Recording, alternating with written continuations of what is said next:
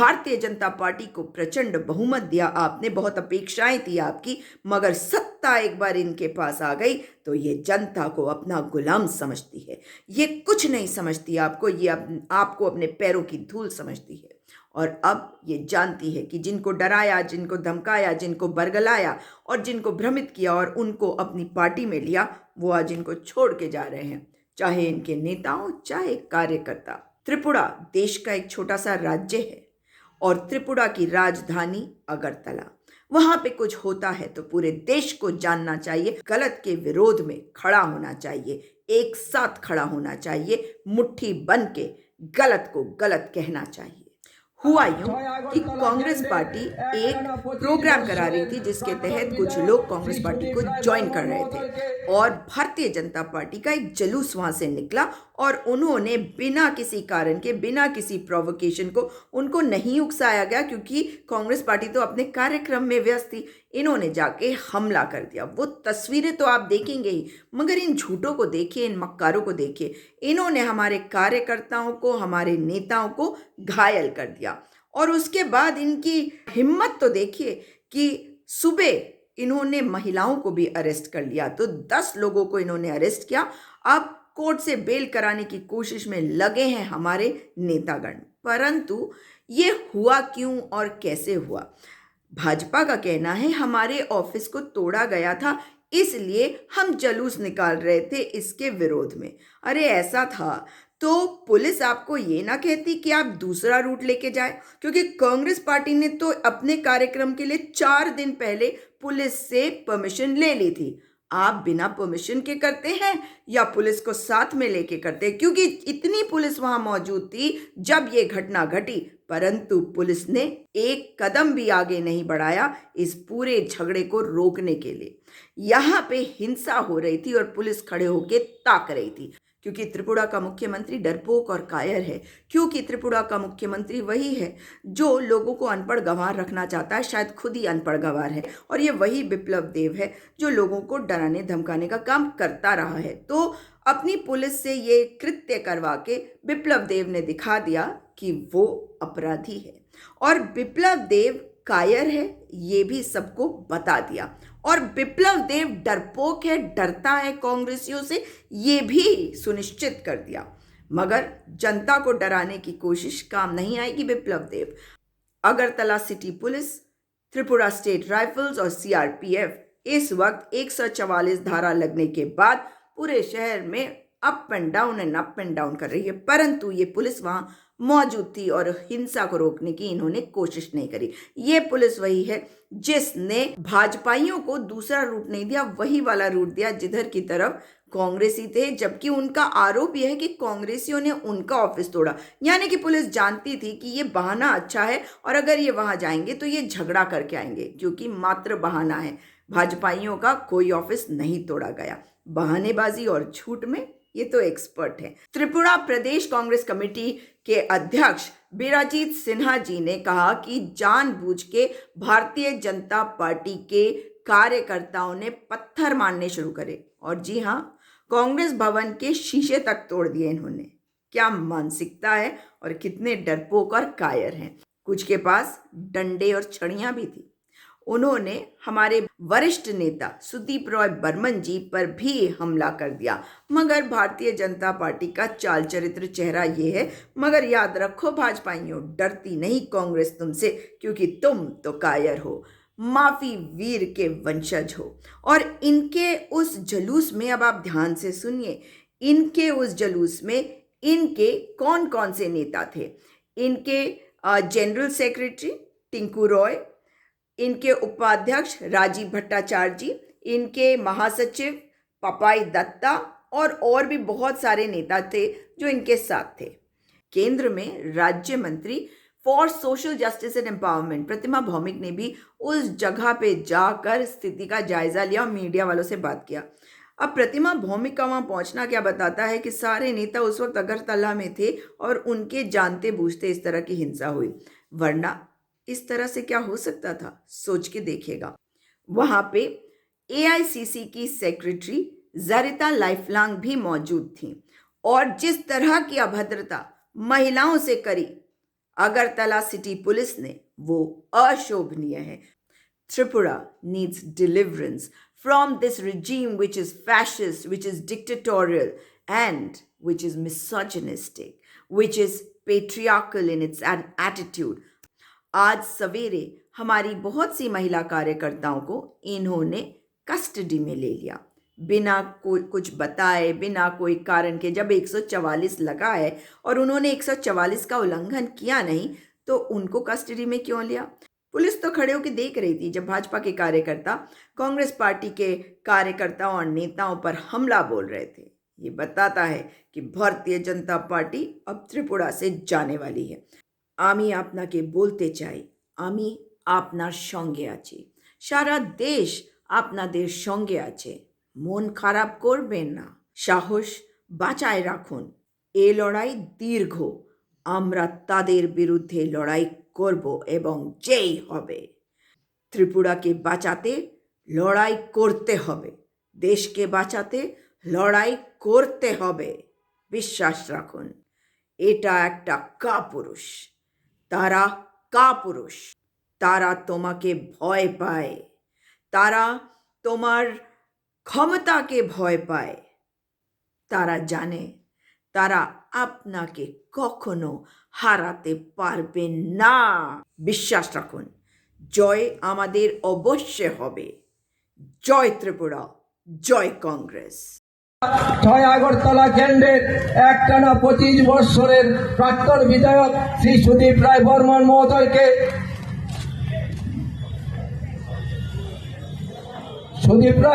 মহোদয়কে মঞ্চে আসন গ্রহণ করার জন্য বিনম্রভাবে অনুরোধ করছি। এআইসিসির সম্পাদিকা জড়িতাজিকে মঞ্চে আসন গ্রহণ করার জন্য বিনম্রভাবে অনুরোধ করছি। মঞ্চে আসন গ্রহণ করার জন্য অনুরোধ করছি 6 আগরতলা কেন্দ্রের 8 বর্ধমানী কেন্দ্রের প্রাক্তন বিধায়ক শ্রী আশিস কুমার শাহ মহোদয়কে মঞ্চে আসন গ্রহণ করার জন্য অনুরোধ করছি।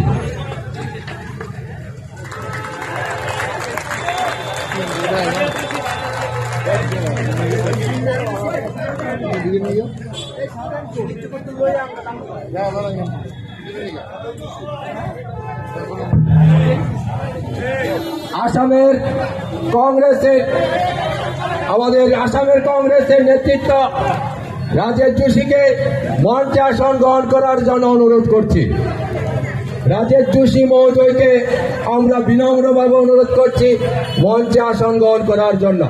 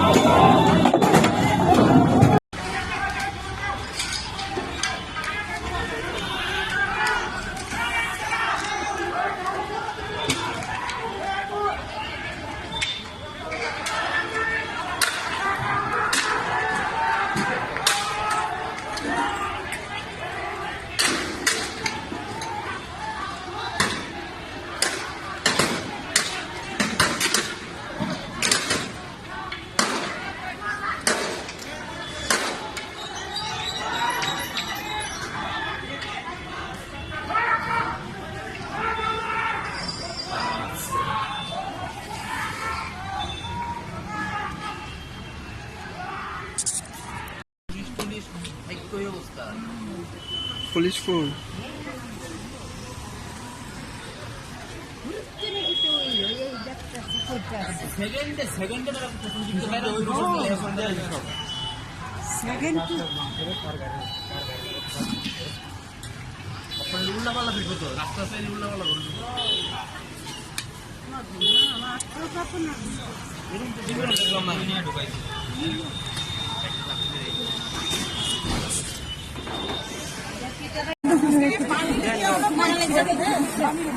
জল খান মোর জল খান দিদি একটু জল খান দিদি একটু জল খান হ্যাঁ সেবিদি গাড়ি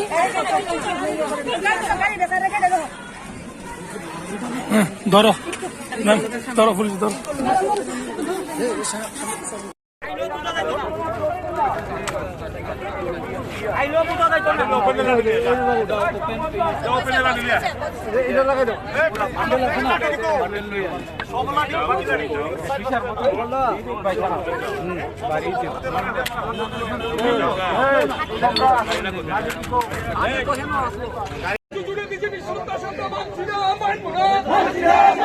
বিজেপির সন্ত্রাসের বিরুদ্ধে বিজেপির সন্ত্রাসের বিরুদ্ধে সন্ত্রাসবাদী মুখ্যমন্ত্রীর বিরুদ্ধে সন্ত্রাসবাদী মুখ্যমন্ত্রীর বিরুদ্ধে বিপ্লব দেবের বিরুদ্ধে সন্ত্রাসবাদী দল বিজেপির বিরুদ্ধে লড়াই লড়াই লড়াই চাই লড়াই লড়াই লড়াই চাই লড়াই লড়াই লড়াই চাই এই লড়াই করবে কে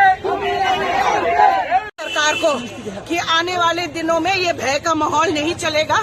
आने वाले दिनों में कांग्रेस सरकार बनाएगी।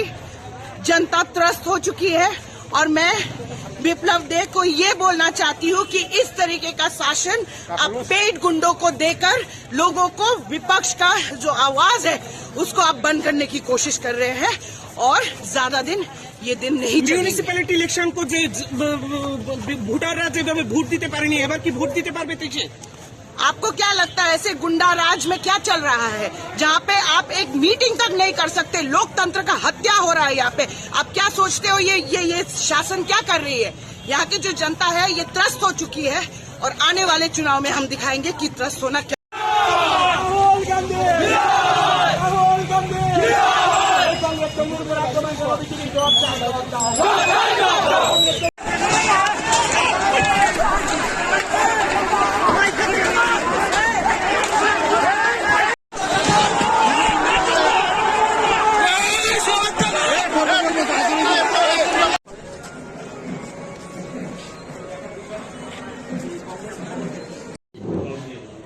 এই আক্রমণে খুব নিন্দা জানাই। গণতান্ত্রিক দেশে গণতান্ত্রিক অধিকার আছে সভা সমাবেশ করার, এবং এই মঞ্চের পিছন থেকে কাপুরুষের মতন আক্রমণ। বেশি লোক না, তারা থেকে আমরা 10 গুণ লোক ছিল, কিন্তু ইট পাকেল দিয়ে এমনভাবে হঠাৎ মঞ্চের পিছন থেকে কাপুরুষের মতো অ্যাটাক করেছে। এবং আমাদের সঙ্গে মা বোন অনেকেই ছিলেন, তাদের সেভ করতে গিয়ে এবং নিজেরাও মাথা সেভ করার জন্য আমাদের সেখান থেকে আমরা প্রতিরোধ ঠিকভাবে করতে পারি না। এটা কাপুরুষিত আক্রমণ, এবং এই আক্রমণে আমাদের নেতা কর্মী আহত হয়েছে। সুদীপ রায় বর্মনের ডান হাতটা এখন এক্সরে করা হবে। এখানে খুব চোট লাগছে, আর অন্য জায়গাতেও লাগছে, পরে আরো অনেকেই। এখন আমরা হাসপাতালে পাঠিয়েছি এক্সরে করার জন্য। এবং বিদ্যুৎ সেন বলে একটা কর্মী গোলাবস্তি, তার হাতের মধ্যে জায়গার স্টেপিং হয়েছে, এবং অন্যদিকেও লাঠির আঘাত। সে এখন হাসপাতালে ভর্তি আছে, আমি নিজে গিয়ে ভর্তি করেছি। কোন হসপিটালে? ডিএম হসপিটালে। এরপরে আরেকজন জীবন কিশোর সাহা, আপনারা তো চেনেন, আগে সুধীর বাবু এক চিফ মিনিস্টারের সিএ, তার এইখানে মাথা ফাটছে এবং বেশ সেলাই লাগছে। আমি লয়ে গেছি, তার ওখানে রক্তাক্ত অবস্থায় বসে রয়েছে, এবং ওনাকে ভর্তি করে নাই, বাড়িতে পাঠাইছি। এছাড়া তো অগণিত আমাদের কর্মীরা ছোটখাটো আঘাত পেয়েছে। এটার খেসারত কিন্তু বিজেপিকে দিতে হবে। আজকে যে এই যে আক্রমণ, এটা কি চক্রান্ত বলে মনে হচ্ছে আপনাদের? Pre plan. চক্রান্ত কি? চক্রান্ত না, প্রি প্ল্যান। তাদের হাতে কি বিজেপি কোনো ফ্ল্যাগ ট্যাগ ছিল? ফ্ল্যাগ কি? ফ্ল্যাগ তো দরকার নেই, মানুষের চিনে। আচ্ছা, এখন গিয়ে দেখেন ওই আমাদের এমবিবি কলেজের মাঠের মধ্যে মদ খেতেছে। আমরা জাস্ট আমাদের ছেলেরা দেখি। পুলিশের ভূমিকা তো, পুলিশ তো দলদাসে পরিণত হয়েছে। পুলিশ তো নাই। পুলিশ তো কেন না জানে যে এখানে একটা সভা সমাবেশ হবে, যোগদান হবে। পুলিশ তো থাকা উচিত ছিল। যে কোনো পার্টি হোক না কেন, ল অ্যান্ড অর্ডার দেখার জন্য পুলিশ, ইলিগাল কিছু করলে পুলিশ অ্যাকশন নেবে। পুলিশ তো ছিল না। পরবর্তী সময়ে যে দিল্লি থেকে এসছেন আমাদের এআইসিসি সেক্রেটারি ম্যাডাম শশিতা, আমাদের ইনচার্জ, ওনারও পিঠের মধ্যে এত বড় ঝিল পড়েছে। এরপরে পাশের বাড়িতে এক বাড়িতে আশ্রয় নিয়েছে এবং এখান থেকে আমরা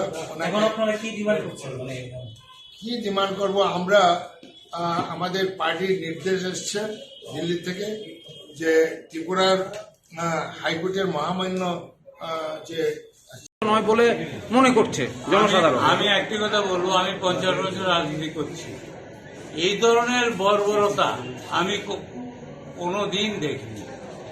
সিপিএমও দলদাস করেছিল প্রশাসনকে এবং পুলিশকে, এখন পুলিশ এবং প্রশাসন কৃতদাস হয়ে গেছে। আজকে যেটা বলবো এটা বর্বরতাকে ছাড়িয়ে গেছে। Nobody is safe under the Biplab and company rule. Biplab and company ভেবেছে ক্ষমতার থেকে চলে যাবে শতকরা 99 জন লোক, 99% people wants Biplab that should be removed, BJP government should be removed। এখন মাস্তান লাগিয়ে, গুন্ডা লাগিয়ে, খুনি লাগিয়ে আমাদের সভা ভঙ্গ করে আমাদের কেন্দ্রীয় নেতৃত্ব, এখানে ম্যাডাম আছেন সারিদা দেবী, উনি তো দিল্লি থেকে এসেছেন, সেক্রেটারি উনি আহত, সুদীপ আহত, সবাই অল্প বিস্তর আহত, আমাদের কর্মীরা আহত হয়েছে। আমরা ধন্যবাদ জানাই কংগ্রেস কর্মী এবং নেতাদের, মহিলাদের বিশেষ করে আজকে যেভাবে তাদেরকে রুখেছে। बहुत गलत हुआ हमारे बच्चों के साथ, और हमें पहले से पता था कि बीजेपी ये षड्यंत्र रचने वाला है और इस कदर तक गिर जाएंगे और इस कदर तक कानून का इस्तेमाल करेंगे हमने सोचा नहीं था। अभी तो और जम के लड़ेंगे, ये बस शुरुआत है। और हमारे जितने बच्चे गए हैं उनकी 8 तारीख को हियरिंग है और हम कोशिश करेंगे कि इज्जत के साथ वो बाहर आए और उनके हकों के लिए लड़ेंगे और त्रिपुरा के लोगों के हकों के लिए लड़ेंगे। धन्यवाद। कांग्रेस के हमारे ये नौजवान कार्यकर्ता बेल नहीं मिलने के कारण जुडिशियल कस्टडी में भेज दिए गए हैं। अगली तारीख है 8 मार्च की। तानाशाही नहीं चलेगी।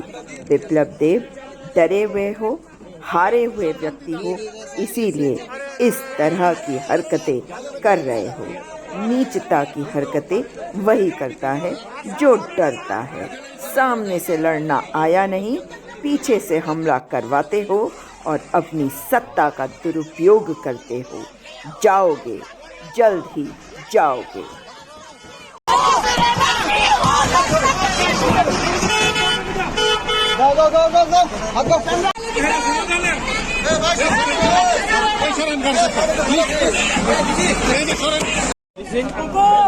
মেডিসিনের